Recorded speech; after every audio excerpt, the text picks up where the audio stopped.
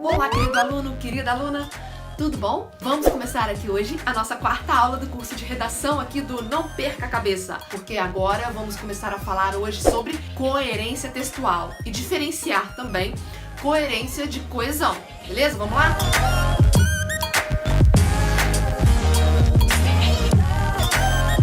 Então, olha só, gente. A gente estudou aí que coesão textual tem a ver com a estrutura do texto, com os conectivos, né? Com a ligação de uma oração a outra, de uma frase a outra, de um parágrafo a outro. E tudo isso, essa ligação, esses conectivos aí, eles fazem aí acontecer o processo de coesão textual, certo?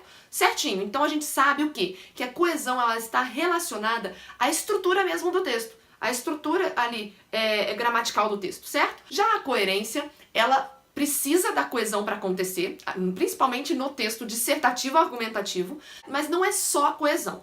A coesão é apenas uma partezinha importante na coerência textual, tá? Para que o texto tenha coerência, é claro que ele tem que ser coeso também. Isso daí, com certeza, tá? Vocês vão entender por quê. Vamos lá? A coerência textual, ela segue ali uma sequência lógica. O seu texto ele tem que ter uma sequência, ele tem que ter lógica para que ele seja coerente. Eu não posso começar falando de um assunto, argumentando a minha tese e tal, e de repente, opa, lancei uma receita de bolo no meio da minha redação. A gente viu aí que aconteceu, até viralizou, um aluno que fez isso aí, acho que lançou uma receita de miojo no meio da redação, enfim. Não façam isso, isso foi uma piada. Mas a gente sabe que isso não pode acontecer, então assim, é claro que isso é um exemplo bem esdrúxula, né? Mas a gente tem que seguir uma sequência. A introdução ela tem que terminar e já partir para o desenvolvimento, de forma que eu entenda que o meu argumento no primeiro parágrafo está mesmo provando aquilo que eu disse no parágrafo anterior, da minha introdução.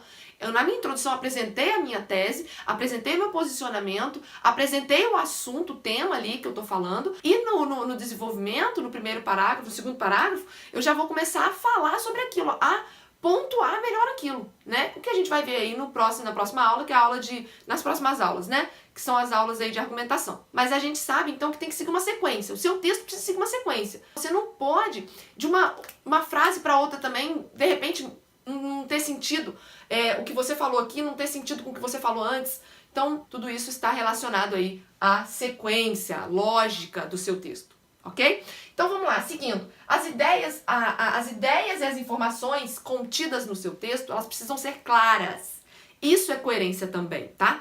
Então você precisa saber passar isso ao seu leitor. Você precisa saber passar isso para o papel. A gente vai estudar mais adiante também, vai continuar estudando como passar as ideias, deixar de maneira clara dentro do seu texto, para que as ideias fiquem claras, objetivas e possam ser entendidas pelo leitor e corretor da sua redação. Tudo isso é relacionado à coerência textual, texto coerente. E temos aí 6 tipos de coerência. Né? Dito isso aqui, um resuminho, uma introdução que eu fiz para vocês do que é coerência, agora vamos falar sobre os 6 tipos de coerência textual mesmo, tá, gente? Que são no campo sintático, no campo semântico, no campo da temática, pragmática, estilística e genérica. Então são 6 tipos de coerência textual. Vamos agora falar sobre cada uma delas. A sintática, gente, ela diz respeito à ordem das palavras dentro da frase, à construção frasal, a construção de cada frase do seu texto, de cada período do seu texto. Por exemplo, se eu chegar aqui pra vocês e falar assim, olha, quem não escreve forma jeito, não quero... Opa, eu misturei palavras e não formei uma frase que tenha coerência, sentido nenhum. Então a coerência sintática está relacionada ali à sua construção frasal, tá? A construção de cada frase do seu texto. Ela, por exemplo, se você não souber usar uma vírgula adequadamente, você vai comprometer a sua coerência sintática. Se você não souber usar a pontuação, o parágrafo, tudo perfeitinho ali, dentro da construção das suas frases, do seu texto, pode comprometer aí a coerência sintática, tá? Eu vejo muitos exemplos de alunos que têm uma dificuldade de começar uma frase e terminar com coerência, porque ele começa a embolar as ideias, é hora de vírgula, é hora de ponto final.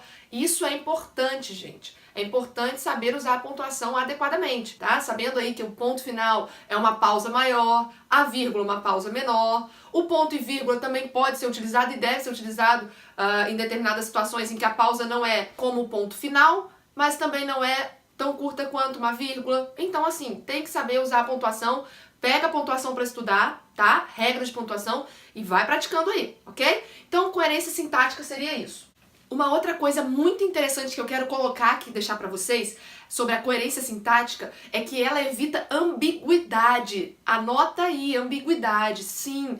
Sabe aquela frase que você lê e tem duplo sentido? Então, a coerência sintática, quando você escreve coerentemente a sua frase, usando ali os pronomes relativos adequadamente, usando a pontuação adequada, você evita cometer uma ambiguidade. Tá? Ambiguidade é duplo sentido. Vou dar um exemplo bem rápido, bem prático aqui pra vocês. Olha, de ambiguidade que pode ser gerada por uma construção sintática não adequada. Veja só. Venceu o Brasil. Opa, Brasil! A Argentina. Correto? Boa essa, né? Bom exemplo. Então, olha só. Eu usei aqui o sujeito após um verbo transitivo direto. Vejam, venceu o Brasil. Ó, eu quero que o meu sujeito aqui é o Brasil, né? Coloquei ele após um verbo transitivo direto. Essa construção sintática gera ambiguidade. É perigosa. Não posso fazer porque vai gerar essa ambiguidade. Olha, eu coloquei o meu sujeito, vejam, após um verbo transitivo direto, gerando uma ambiguidade. Tá vendo a construção sintática aí? Como a construção sintática precisa ter um cuidado especial para não ter incoerência no seu texto. Incoerência sintática. Tá vendo? Venceu o Brasil ou a Argentina. Agora aqui gerou uma ambiguidade. Que ambiguidade? Eu não sei quem venceu. Venceu o Brasil ou a Argentina. Opa! Tá vendo? Coloquei o sujeito após o verbo transitivo direto, então eu já não sei.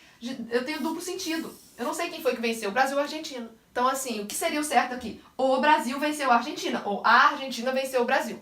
Ok? Posso ter construções assim? Existem construções com inversões? Sim, mas é preciso tomar cuidado com as inversões, com a construção sintática do seu texto, para não gerar uma ambiguidade. Para não gerar... Ambiguidade é só um exemplo, lembrando, tá, gente? Que a ambiguidade é só apenas um exemplo de uma incoerência sintática, ok? Existem vários casos, como eu disse no começo da aula, a pontuação inadequada pode gerar aí uma incoerência sintática, tá? Então é preciso tomar muito cuidado, ok? Semântica, coerência semântica. O que é semântica? Semântica é sentido, tá? Então, assim, sempre que o meu texto, a minha construção frasal não tiver sentido, cair em contradição, eu vou estar cometendo uma incoerência semântica de sentido. Ué, aquilo que sabe quando você lê um texto, um trecho, e você percebe que não tem sentido? Não bateu uma coisa com a outra, ou caiu em contradição? Pois é, isso é incoerência semântica. Incoerência temática. O tema da sua redação foi proposto. Você foge do tema, você comete uma incoerência temática. Certo? Você usa, por exemplo, uma citação filosófica de um filósofo ou uma citação que não tenha nada a ver com aquele tema. Incoerência temática. Ok? Incoerência pragmática. É o seguinte, a pragmática é o campo da linguística que vai estudar a relação de um ato comunicacional dentro com os seus interlocutores e também ela tem a ver com a escolha dos termos e a resposta que eu tenho desse termo. Por exemplo, eu faço a minha introdução com uma pergunta, começo ela com um questionamento. O que você espera que venha após? Uma resposta. Afinal de contas, você vai ali nessa redação defender sua tese. Então, o que você espera após esse questionamento que você fez na sua introdução? O que quem está lendo espera? Uma resposta. Então, se você não responde, opa, incoerência pragmática. Tá? Então, a pragmática ela tem a ver com a escolha certa das palavras, das frases que se completam e fazem aí o seu texto ser coerente. Então, por exemplo, se você não pode fazer um pedido, você escreve um texto aí e faz um pedido, e logo em seguida dá uma ordem, muda de opinião, escreve outra coisa, é uma incoerência pragmática, ok? Estilística.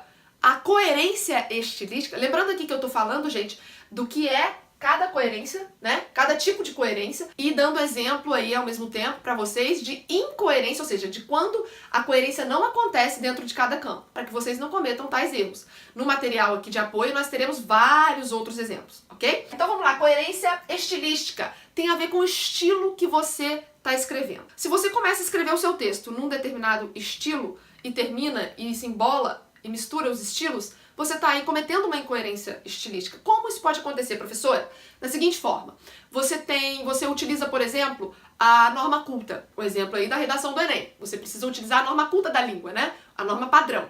Aí, de repente, você começa a escrever com gíria. Aí você escreve numa linguagem mais coloquial. Incoerência estilística. O estilo do seu texto foi escrito na norma padrão, né? Esse é o estilo. Agora, você não pode mudar, de repente, colocar outro estilo, enfim, isso não pode acontecer. Eu preciso ter uma coerência estilística. Seguir aquele estilo que eu comecei o meu texto, seguir ele até o fim e não embolar os estilos aí dentro do meu texto, ok? Coerência genérica. Esse genérico aqui tem a ver com gênero. Gênero textual, sim. O gênero textual que eu escrevo, né, que eu estou escrevendo, eu tenho que seguir ali o estilo. Aí falando do estilo, eu tenho que seguir o parâmetro correto para aquele gênero textual. Se eu estou escrevendo, por exemplo, uma receita e escrevo ela com uma linguagem de propaganda, vou usar uma... Que linguagem eu vou usar?